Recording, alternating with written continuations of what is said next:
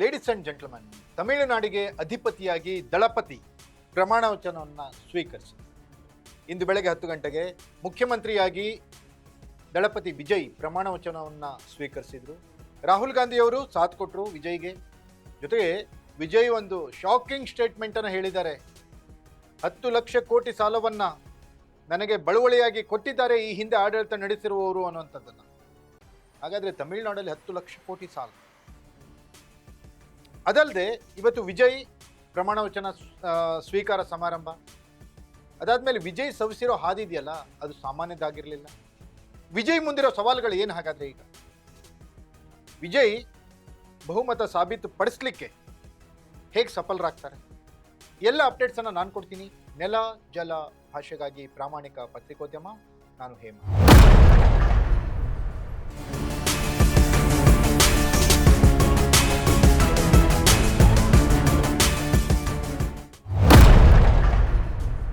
S ವೀಕ್ಷಕರೇ, ತಮಿಳುನಾಡಿನಲ್ಲಿ 24ನೆಯ ಮುಖ್ಯಮಂತ್ರಿಯಾಗಿ ದಳಪತಿ ಜೋಸೆಫ್ ವಿಜಯ್ ಇವತ್ತು ಪ್ರಮಾಣ ವಚನವನ್ನು ಸ್ವೀಕರಿಸಿದ್ದಾರೆ.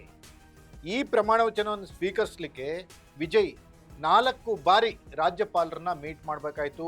ಅವರಿಗೆ ಶಾಲ್ ಹಾಕಿ ಹೂಗುಚ್ಛ ಕೊಟ್ಟು ಮನವಿಯನ್ನು ಸಲ್ಲಿಸಬೇಕಾಯಿತು. ವಿಜಯ್ ಮುಖ್ಯಮಂತ್ರಿ ಆಗೋದು ಅಲ್ಲಿ ಬಿಜೆಪಿ ಮತ್ತು ಎಐಡಿಎಂಕೆ ಈ ಥರದವರಿಗೆ ಇಷ್ಟನೇ ಇರಲಿಲ್ಲ. ವಿಜಯ್ ಅವರನ್ನ ಹೊರಗಿಟ್ಟು ಸರ್ಕಾರ ನಡೆಸಲಿಕ್ಕೆ ಆಗುತ್ತಾ ಅನ್ನುವಂಥ ಪ್ರಯತ್ನವನ್ನು ಕೂಡ ಅಲ್ಲಿ ಮಾಡಿದ್ರು ಡಿಎಂಕೆ ಮತ್ತು ಎಐಡಿಎಂಕೆ ನಾಯಕರು. ಅದ್ಯಾವುದೂ ಬಹಿರಂಗವಾಗಿ ಚರ್ಚೆ ಆಗಲಿಲ್ಲ. ಆದರೆ ಒಳಗೊಳಗೆ ಆ ಪ್ರಯತ್ನ ನಡೀತಾ ಇದೆ ಅನ್ನುವಂಥ ವರದಿಗಳು ನಂಬಲರ್ಹ ಮೂಲಗಳಿಂದ ಸಿಗ್ತಾ ಇತ್ತು. ಹೊರಗಡೆ ಡಿಎಂಕೆ ಸ್ಟಾಲಿನ್ ವಿಜಯ್ಗೆ ತಮಿಳುನಾಡಿನ ಜನ ಆಶೀರ್ವಾದ ಮಾಡಿದ್ದಾರೆ, ಅವರು ಅಧಿಕಾರವನ್ನು ನಡೆಸಲಿ ನೋಡೋಣ ಅನ್ನೋ ಥರದ ಮಾತುಗಳನ್ನು ಹೇಳಿದ್ರು ಕೂಡ ಒಳಗೊಳಗೆ ವಿಜಯ್ ಮುಖ್ಯಮಂತ್ರಿ ಆಗದೇ ಇರೋ ಥರ, ಪ್ರಮಾಣ ವಚನ ಸ್ವೀಕರಿಸದೇ ಇರೋ ಥರ ಯಾವ್ಯಾವ ರೀತಿ ತಡೆಯನ್ನು ಹಾಕಬಹುದು ಅನ್ನೋದನ್ನು ಎಲ್ಲದನ್ನ ಪ್ಲಾನ್ ಮಾಡಿದ್ರು, ತಡೆ ಹಾಕ್ಲಿಕ್ಕೆ ಯತ್ನಿಸಿದ್ರು. ಕೊನೆಗೂ ವಿಜಯ್ ತನಗೆ ಬೇಕಾದಂಥ 118 ನಂಬರ್ಗಳ ಬಹುಮತ ದಾಟಿ 120ರಷ್ಟನ್ನು ರೀಚ್ ಆಗಿ ರಾಜ್ಯಪಾಲರಿಗೆ ಹಕ್ಕೊತ್ತಾಯವನ್ನು ಮಂಡಿಸಿದ್ರು. ರಾಜ್ಯಪಾಲರ ಆಹ್ವಾನದ ಮೇರೆಗೆ ಇಂದು ಬೆಳಗ್ಗೆ 10 ಗಂಟೆಗೆ ಚೆನ್ನೈನ ಜವಾಹರ್ಲಾಲ್ ನೆಹರು ಕ್ರೀಡಾಂಗಣದಲ್ಲಿ ಪ್ರತಿಜ್ಞಾ ವಿಧಿಯನ್ನ ರಾಜ್ಯಪಾಲರಿಂದ ಸ್ವೀಕರಿಸಿದ್ರು. ತಮಿಳುನಾಡಿನ 24ನೆಯ ಮುಖ್ಯಮಂತ್ರಿಯಾಗಿ ತಮ್ಮ ಅಧಿಕಾರವನ್ನ, ಆಡಳಿತವನ್ನ ನಡೆಸಲು ನಾಂದಿಯನ್ನ ಹಾಡಿದರು.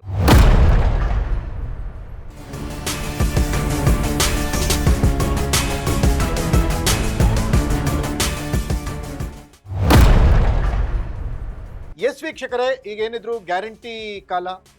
ಯಾವ ರಾಜ್ಯಗಳಲ್ಲಿ ಯಾವ ಸರ್ಕಾರ ಗೆದ್ರೂ ಕೂಡ ಗ್ಯಾರಂಟಿಯ ಘೋಷಣೆಯೊಂದಿಗೆ ಅಧಿಕಾರಕ್ಕೆ ಬಂದಿರೋದನ್ನ ಈ ಹಿಂದಿನಿಂದ ನೋಡ್ತಾ ಇದ್ದೀವಿ. 2023ರಲ್ಲಿ ಕರ್ನಾಟಕದಲ್ಲಿ ಪ್ರಾರಂಭವಾದಂಥ ಈ ಗ್ಯಾರಂಟಿ ಯುಗ.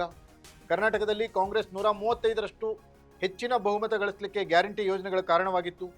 ಅದಾದಮೇಲೆ ನಡೆದಂಥ ಬೇರೆ ಬೇರೆ ರಾಜ್ಯಗಳ ಚುನಾವಣೆಯಲ್ಲಿಯೂ ಕೂಡ ಗ್ಯಾರಂಟಿ ಸದ್ದು ಮಾಡಿದ್ದನ್ನು ನಾವು ನೋಡಿದ್ದೀವಿ. ಉತ್ತರ ಪ್ರದೇಶ ಚುನಾವಣೆ ಆಗಿರ್ಬೋದು, ಮೊನ್ನೆ ನಡೆದ ಬಿಹಾರ ಚುನಾವಣೆಯಲ್ಲಿಯೂ ಕೂಡ ಗ್ಯಾರಂಟಿ ಯಾವ ರೀತಿ ಸದ್ದು ಮಾಡ್ತು, ಗ್ಯಾರಂಟಿ ಘೋಷಣೆ ಮಾಡಿ ಅಲ್ಲಿ ಯಾವ ರೀತಿ ಗೆದ್ದು ಬಂದರು, ನಿತೀಶ್ ಕುಮಾರ್ ಮತ್ತು ಬಿಜೆಪಿ ಯಾವ ರೀತಿ ಘೋಷಣೆಗಳನ್ನು ಮಾಡಿತ್ತು ಗ್ಯಾರಂಟಿ ಬಗ್ಗೆ ಅನ್ನೋ ಥರದ್ದು. ಇದಾದಮೇಲೆ ತಮಿಳುನಾಡಿನಲ್ಲಿಯೂ ಕೂಡ ಗ್ಯಾರಂಟಿ ಕಾರಣಗಳು. ಡಿಎಂಕೆ ಸ್ಟಾಲಿನ್ ಹಾಗೂ ಎಐಡಿಎಂಕೆ ಪಳನಿಸ್ವಾಮಿ ಇವರೆಲ್ಲ ಗ್ಯಾರಂಟಿ ಘೋಷಣೆಗಳನ್ನು ಮಾಡಿದರು. ಇದಕ್ಕೆ ಪ್ರತಿಯಾಗಿ ವಿಜಯ್ ಕೂಡ ಹಲವು ಗ್ಯಾರಂಟಿಗಳನ್ನು ಕೊಟ್ಟಿದ್ದರು. ಮಹಿಳೆಯರಿಗೆ ಟಿವಿಕೆಯ ಬದ್ಧತೆ ಏನು ಅನ್ನೋದನ್ನು ಸಾರಿ ಹೇಳಿದರು. ಆದರೆ ಭ್ರಷ್ಟಾಚಾರದ ಬಗ್ಗೆ ಎಲ್ಲಿಯೂ ಕೂಡ ವಿಜಯ್ ಪ್ರಸ್ತಾಪ ಮಾಡಿರಲಿಲ್ಲ. ಭ್ರಷ್ಟಾಚಾರವನ್ನು ಹತ್ತಿಕ್ಕುವಲ್ಲಿ ಯಾವ ರೀತಿ ಕ್ರಮಗಳನ್ನು ಕೈಗೊಳ್ಳುತ್ತೆ ಟಿವಿಕೆ ಅಂದರೆ ವಿಜಯ್ ಪಾರ್ಟಿ ಅನ್ನೋದನ್ನು ಕೂಡ ವಿಜಯ್ ಹೇಳಿರಲಿಲ್ಲ. ಆದರೆ ವಿಜಯ್ 10 ಲಕ್ಷ ಕೋಟಿ ಸಾಲ ತಮಿಳುನಾಡಿಗರ ಮೇಲಿದೆ ಅನ್ನೋದನ್ನು ಇವತ್ತು ಬಾಯ್ಬಿಟ್ಟಿದ್ದಾರೆ. ಅದು ಒಂಥರ ಗಿಫ್ಟ್ ಕೊಟ್ಟಿದ್ದಾರೆ ಈ ಹಿಂದೆ ಆಡಳಿತ ನಡೆಸಿರೋರು ಅನ್ನುವಂಥ ಹತಾಶೆಯ ಮಾತುಗಳನ್ನು ಕೂಡ ವಿಜಯ್ ಆಡಿದ್ದಾರೆ.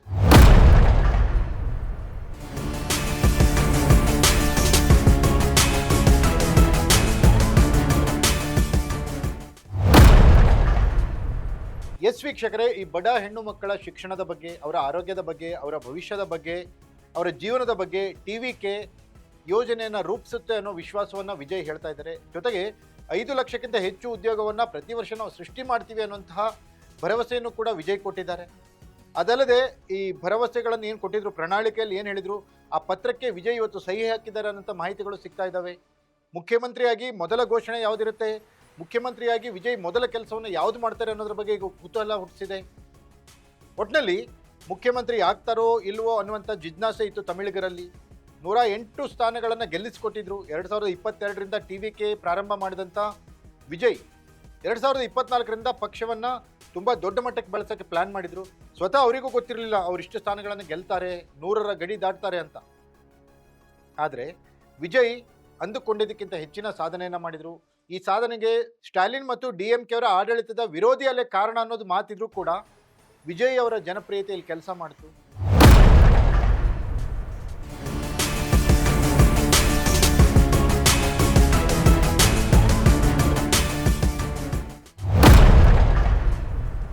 ಅಂದರೆ ಜೋಸೆಫ್ ವಿಜಯ್ 24ನೇ ತಮಿಳುನಾಡಿನ ಮುಖ್ಯಮಂತ್ರಿಯಾಗಿ ಅಧಿಕಾರ ವಹಿಸಿದ್ದಾರೆ. ಅವರು ಅಧಿಕಾರ ವಹಿಸಿದ್ರಿಂದ ಹಲವು ಗಣ್ಯರು, ರಾಜಕೀಯ ನಾಯಕರು, ಸಾಮಾಜಿಕ ಕಾರ್ಯಕರ್ತರು, ಸಾರಸ್ವತ ಲೋಕದ ದಿಗ್ಗಜರು ಅವರಿಗೆ ಅಭಿನಂದನೆಗಳನ್ನು ಸಲ್ಲಿಸಿದ್ದಾರೆ. ವಿಜಯ್ ಅವರ ಆಡಳಿತದಲ್ಲಿ ತಮಿಳುನಾಡು ಯಾವ ದಿಕ್ಕಿನತ್ತ ಅಭಿವೃದ್ಧಿಯನ್ನು ಹೊಂದುತ್ತೆ ಅಂತ ಕಾದು ನೋಡಬೇಕಿದೆ.